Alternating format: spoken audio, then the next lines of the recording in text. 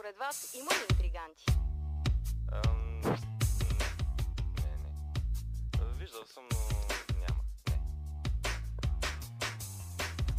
Отдавна съм на здраве и здрасти. Към интриги, тъпи мъжки, женски путки, педерасти. Някак си изнервен от хора, случки и събития, лъжи и кучки и безмислени кръвопролития. Просто се отнасям така, както те към мене. Мисля, че това е справедливо за днешно време. Сговорната дружина планина повдига, но интригата намига и приятелството казва стига. Не съм човека, който ще ти се мазне в очите, а човека, който като се обърне мълчите. Дразнете с поведение и това ме кефи. Мачка ми не мога да трая надутите кенефи. Каквото почукале, такова се обажда.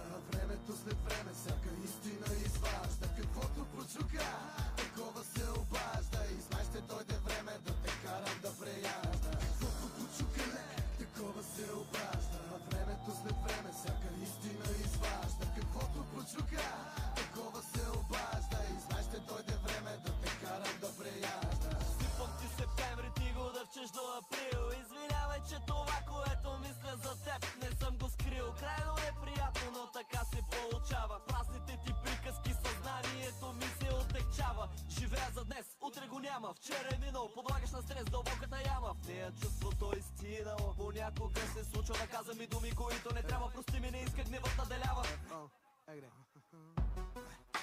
Каквото почука, такова се обажда. В очко начупва, за това не се обажда. Главата ми все по-мътни ги ражда. Лирика понякога по черни отсажда. Фалшиви усмивки на фалшиви физиономи. Лъжливи обещания от близки окони. Мога да преглътна всичко на Бога ми накрая. Най-много май пат, ти си дроба ми. Байганам си завиждат